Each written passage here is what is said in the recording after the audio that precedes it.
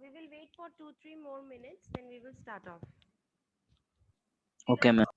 In the meantime, is this screen visible to you all? Yes, ma'am. Yes, ma'am.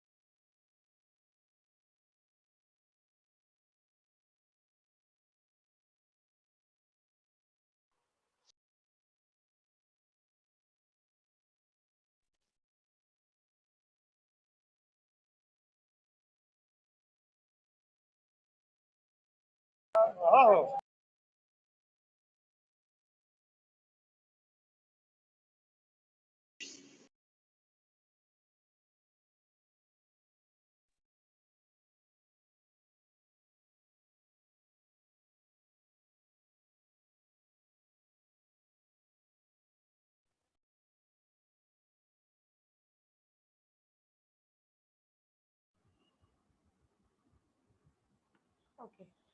So, good morning to everyone. So, my name is Bias, and I will be teaching you this subject like the data structure and algorithm, this subject to you. So this will be a combined class for all the electrical and the electronics students. So I will be sharing the white screen where I will be writing down whatever is necessary, just like the whiteboard which we or the blackboard which we used to take help of in our normal classes. So if you have any query, you all can always ask me in the class only, or you can write in the chat box. From there, I will take your question and answer it to you. As of the class, this data structure subject, you people only have the theory part in your syllabus. The practical classes or the practical part is not included in your syllabus. So what I will do is I will try to finish up the theory classes as soon as possible, so that we will be able to show or do a few programs as well, so that you people find it more interesting. And this data structure syllabus, it consists of around 5 to 6 modules. So module by module I will finish, and after finishing each module I will take a small quiz, so that you yourself will be able to understand that whether you are being able to understand it properly or not. And that's it. So let us begin with today's class. And in the meantime, I have shared the attendance QR code in your WhatsApp group as well. Since today is the first class, I have shared it through WhatsApp so that every one of you can mark your attendance. But for the next classes, I will be sharing it in my class only. Like in my slot, I will be sharing it at a point of time. Okay, so let us begin with today's class. So the first chapter or the first module, it consists of the introductory part of the data structure. And about this class, do not pressurize your brain much. Okay, whatever I am saying, you just go on listening, and whatever I am writing, you just go on seeing. This video lectures, I will record it and I will upload it in the YouTube channel. From there, I will give you the link also, so that in the later stage you can also refer to this. Okay. So, like we have already learned the basics of the C programming in the previous classes. We have already learned that. So, and we now, since you have learned the C programs, so you know how to write, debug, and run simple C programs. So when we design programs, or when our aim is to design good programs, so what are the characteristics which will look when we say that I want to design a good program, I want to run a good program? So what are the characteristics? Anyone?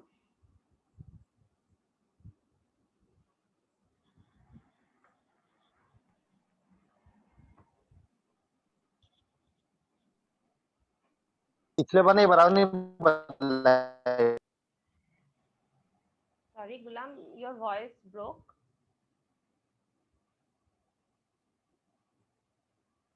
Anyone of you, can anyone say, like when we Ma'am, say, it's बोलो.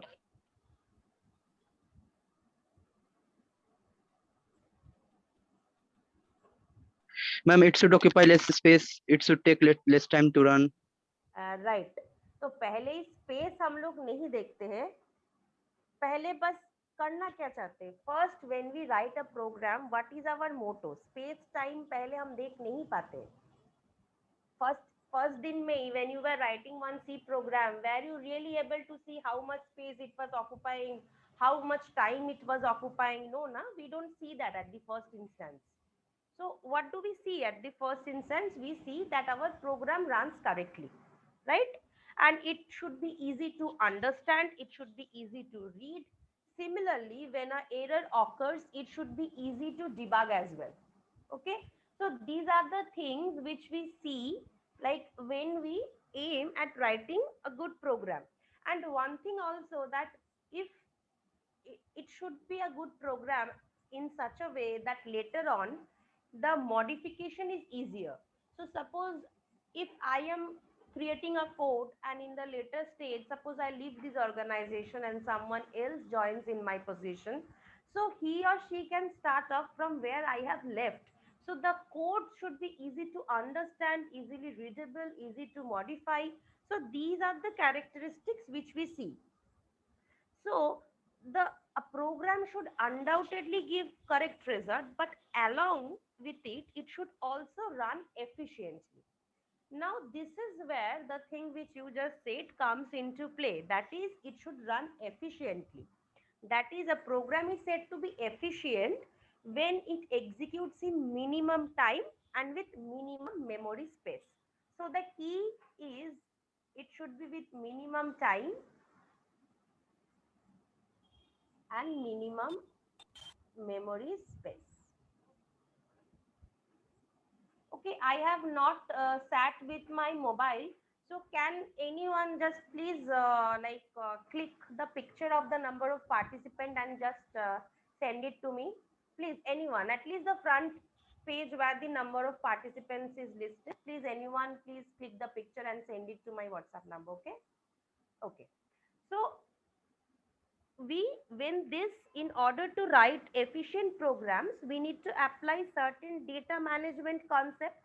So when we say that our program should run in minimum time and it should take minimum memory space, so for this we need to apply certain data management, right?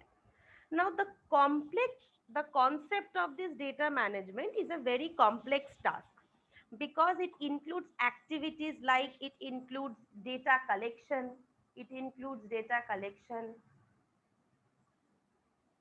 then it includes organization of this data,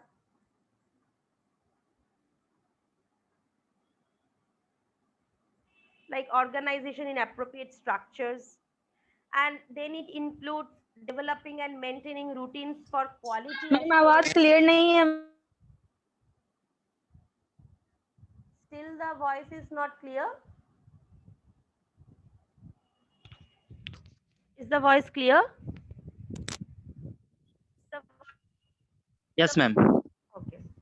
So when we say about like data management, we mean like the data collection, organization, quality assurance. So lot of these things comes when we say about the word data management. Now, data structure, which is our subject, this data structure is a crucial part of this data management. Okay. So what is our data structure? Now, a ma'am data, आवाज cut रहा है आपका.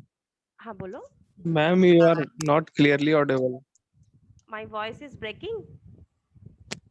Yes, Yes, ma'am. ma'am. Now is it okay?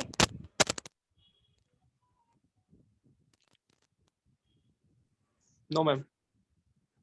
Okay. Now is it okay now? Yes, ma'am. Now it's yes, ma'am. Okay. Okay. So this data structure, what I have just said. Ma'am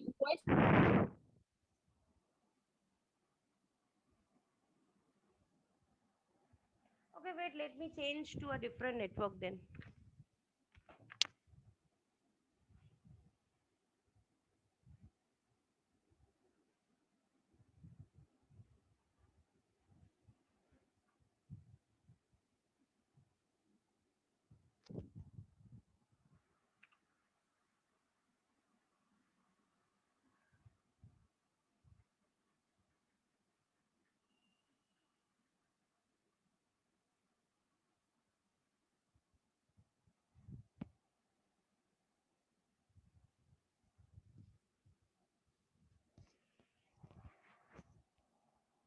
Is my voice clear now?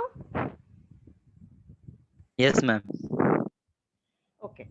So up to now we have studied about that what data management is all about. Now inside this data management, this data structure is a very crucial part, because this data structure is basically what? It is a group of data elements that we put together under one name. And so what it is basically a group of data elements that we put together under one name, which in a way it defines a particular way, where a particular way is defined for storing and organizing the data in a computer. So when we group data elements and we put it together under one name, and we store it and we organize it in a particular way in our computer, so that we can use it efficiently, that is with respect to time, with respect to memory space, that entire management of our data is known as data structure. So you, in the books you must have seen data structure using C. So data structure is not a language. First of all, C is a language, C++ is a language, Java is a language, but data structure is not a language. Data structure can be implemented using C, it can be implemented using C++, so anything it can be.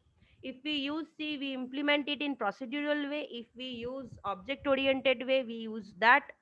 But data structure, remember this, it is not a language, it is a way how we store and organize data. Okay. So the next thing is like this data structure concept, it is used in almost every program or every software system which we talk about. So it is applied in wider areas, like it can be applied in DBMS, it is applied in operating system, it is applied in graphics, it is applied in simulation. Like you people are from EC electrical background, you people will know when you have done practicals on like basic electronics and so on. So it may happen you have to input some data. So those data, when you input it to the online simulation link, those data goes in the form of array. So this is where again data structure is linked. So different areas are there where the concept of data structure is linked. Okay. Now this specific data structures, they are essential ingredients. Sorry, let me just cancel it. Okay. These specific data structures, they are essential ingredients for many efficient algorithms, because they enable the programmers to manage this huge amount of data very easily and very efficiently. So always remember this, that the primary goal of any program or any software is not to perform the calculations or operations. Okay.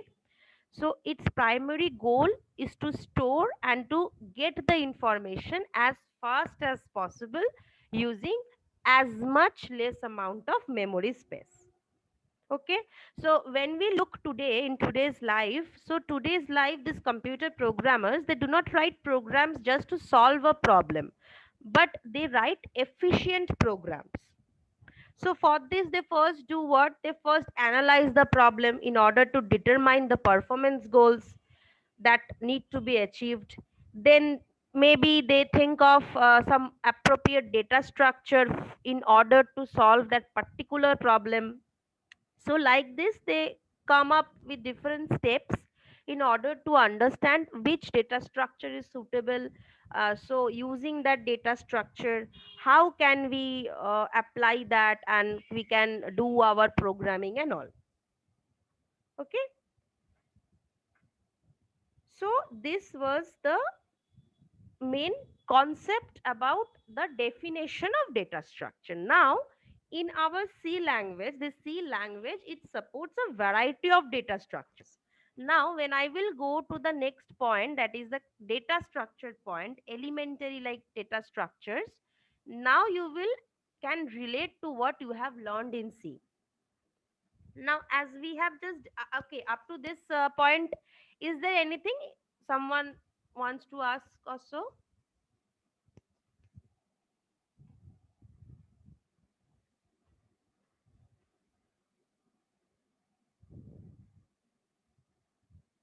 Okay. So, when we talk about data structure, we mean that these are the building blocks of a program.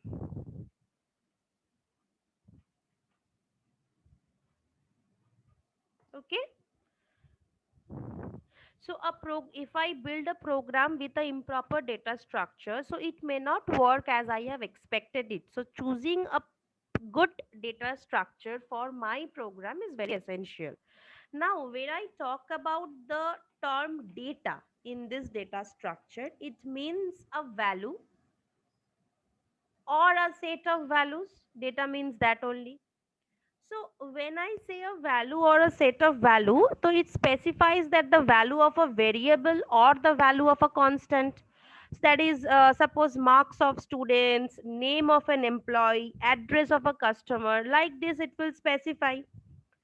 So different data items are there. So collection of data items we refer to as record.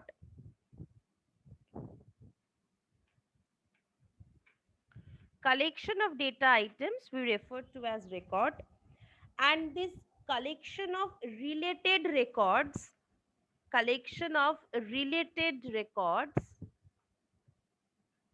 we refer to as file. Now, what is an example of a record? Suppose I am taking the name and all the details of student in my class. So I will take the name, the address, the course he or she is registered to, the marks that he has got. So each of these value is an independent data item. So this collection of data items, when we group together for one student, we refer to is as record of a student or record of an individual student. Now, for example, there are 60 students in my class, then there are 60 records for this batch. Then this total, all these related 60 records are stored in one file. Now that is known as the file of suppose 2019-23 batch. So we have file of employees working in an organization. We can have a file of the customers of a company. We can have a file of suppliers to a company. So like this we can have. So is the concept of this data record and file clear, or anyone have any questions so far? No, ma'am. Okay, fine. Now, since the word data has been now explained, we will now get into the classification of this data. So when we categorize this data structure, we categorize into two basic things, that is two basic classes. One is the primitive class and another is the non-primitive class. If you people are thinking that suppose I am going a bit fast, you people tell me. If you are thinking that I am going a bit slow, then also you tell me, because since I am not being able to see your faces, I am not being able to understand whether you are getting the concept or not. So if any query is there, you can always reach out to me. My mobile is always on 24/7, so always feel free to reach out to me. Okay. So when we talk about this data structure is generally categorized into two classes. One is the primitive data structure and another is the non-primitive data structure. Now this primitive data structure, these are the fundamental data types. Ma'am, Bolo. I think data structures are three types: primitive, non-primitive, and third is I can't remember at this time, but I think there are three types. Linear, non-linear, you are referring to this? Um, exactly, I'm not getting that, but somewhere I read it. Data structures are three types: primitive, non-primitive, primitive, and one other type. So Basic categorization, there are two types only, primitive and non-primitive. And under non-primitive, we have linear and non-linear parts. So not an issue. The book which I am referring to, Oxford publication, and there is another book which I refer to. There only two types have been said. So if you get there any three types, so you kindly share it with me. Not an issue. Okay, because the books which I have referred to, Okay, ma'am. I have seen two types only written in both the books. Okay, ma'am. Okay, you just like find it once and you send it to me. Okay. Okay, ma'am. So this primitive, like these are the fundamental data types which are supported by a programming language. So can anyone say the basic data types which you have learnt in your C language? Anyone? Data types I am talking about. The basic data types which you have learnt in your C language. Ma'am, int, float, double, long, Right. char, Very nice. integer. Very nice. So this int, float, double, char, these are these fundamental data types which we have already studied. Now, when we talk about this non-primitive data type, these are the data types that are created using this int or using this primitive data types. Now, suppose you have studied about array, right? In your C program, you have studied about array. How did you define array? Suppose if it was an array of integers, you defined this as int, then array name, then like this you defined your elements. Then if it was an array of decimal numbers, so suppose you defined it as float or double, then array name. So then like this you have written all this.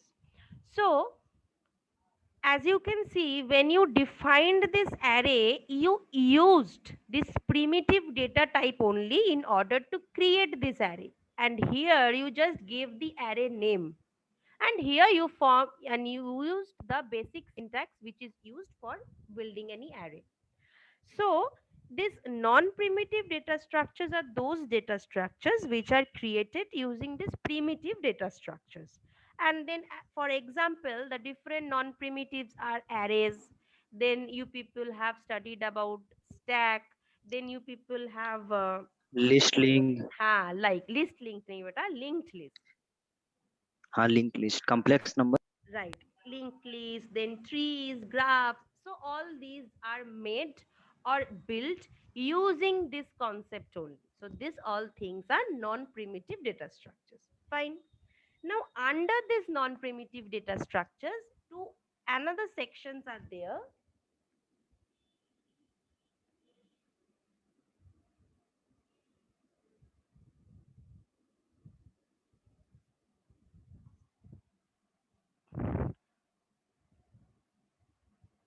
That is linear and non-linear.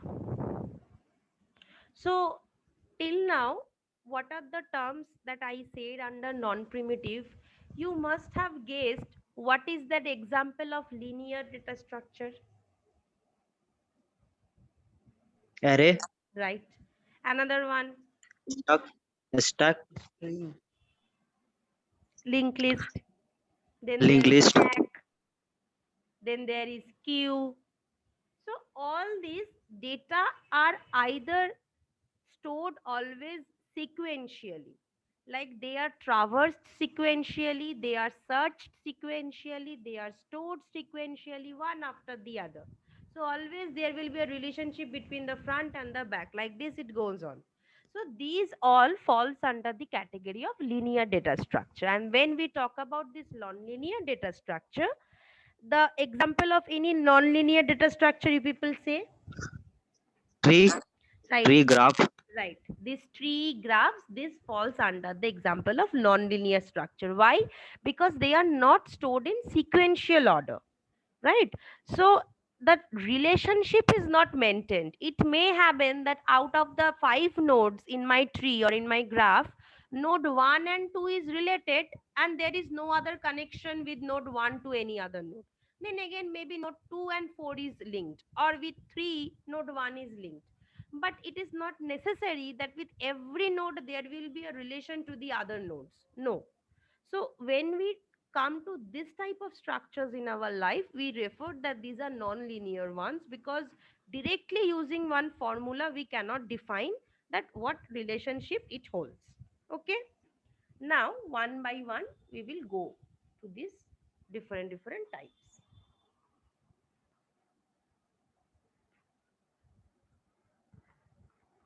So first is why I am like revising a bit in this first class, because in the on the next class onwards, these concepts we will need in order to solve different sums. Okay. So when we mean array, we mean what? We mean that it is a collection of similar data elements. It will have same data type. So data elements must be similar.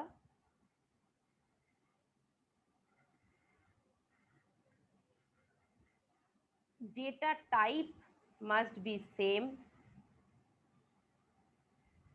and elements are always stored in consecutive memory locations. So these are the basic info that we need to remember for any array. And we always refer any array by index. We talk about index. So suppose this is one example of my array.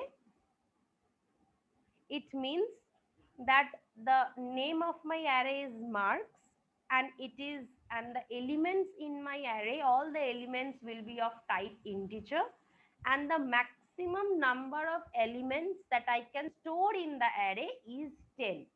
So I can at most store 10 number of integer elements in my array named marks. So this is the way how we define an array. So where is this concept used? This concept is used, okay, is as everyone able to like mark your attendance? No, Yes, ma'am. ma'am. Yes, No, ma'am. ma'am.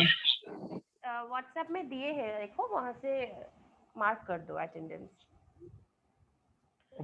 Yes, but I can't. I try, but it's not Not done. showing error. Okay, fine. You do one thing. You then write your name in the chat box. From the chat box, I will give your attendance. The others who are able to do, Okay, ma'am. they have done. Not an issue. So this concept, this array of concept is used when we want to store large amount of similar data types. But there is a disadvantage. What is this disadvantage? The first disadvantage of any array is this of fixed size. That is, you at the runtime cannot change the size of an array.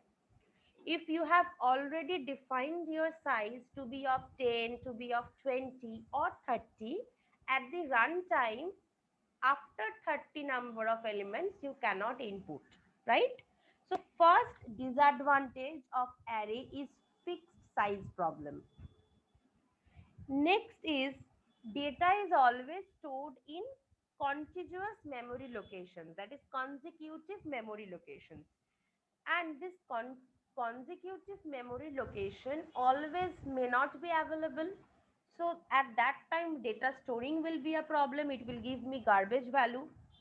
And also, suppose I have an array like this, and I have stored some elements like A, B, C, D. I have stored some elements.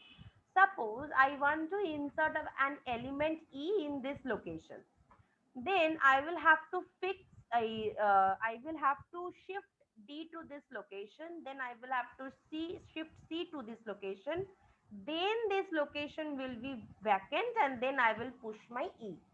So this insertion and deletion, it always means shifting of arrays, right? So this insertion and deletion, it means shifting of arrays, which is also time consuming process, and it's a very hectic process as well. Okay. So this was the concept about array. Now we will move on to the concept about linked list.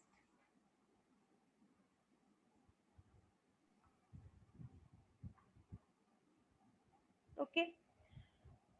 The problem with array, that problem was somehow solved in linked list.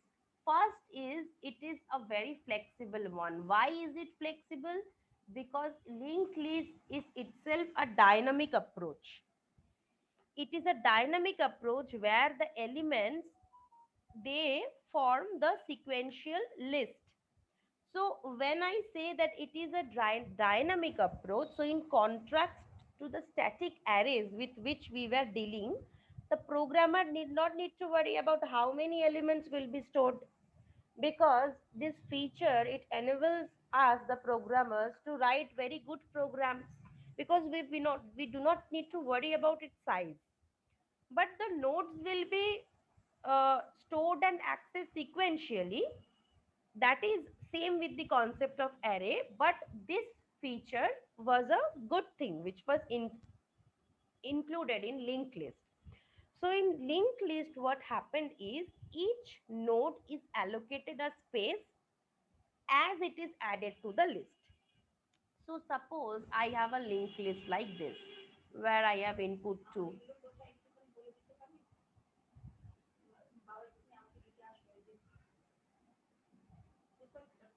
Then suppose I am inserting 3. Then suppose I have a number 5. So like this, suppose I am inserting, right? So when I am doing that, so these, in linked list, each node is allocated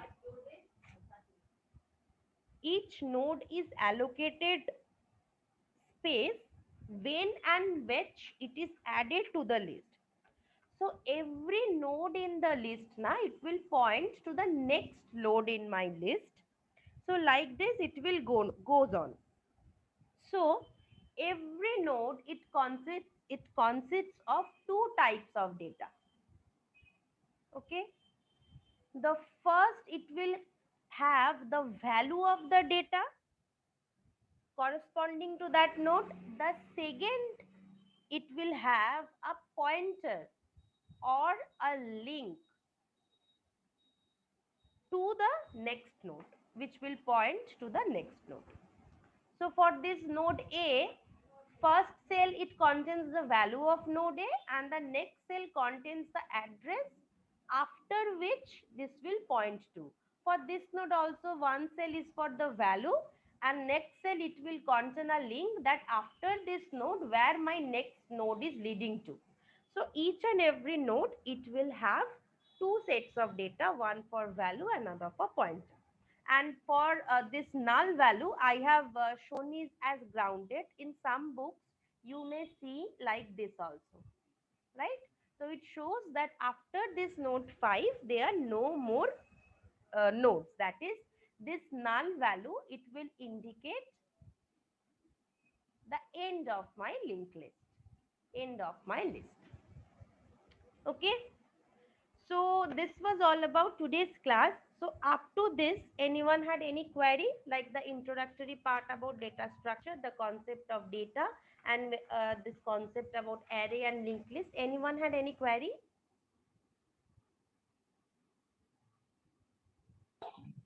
Ma'am, can you please repeat the linked list? Linked list, these two types of data concept. Okay, ma'am. Okay. So when we have a linked list, the programming part of linked list is we write the programs using pointers. Okay. And this is a diagrammatic representation which I am giving, that whenever I have a linked list, my every node is bisected into two parts. One section of my node will contain the value of my node, that is supposed to, and another section is there which will point that after this node, what is my next node, or where is my next node situated.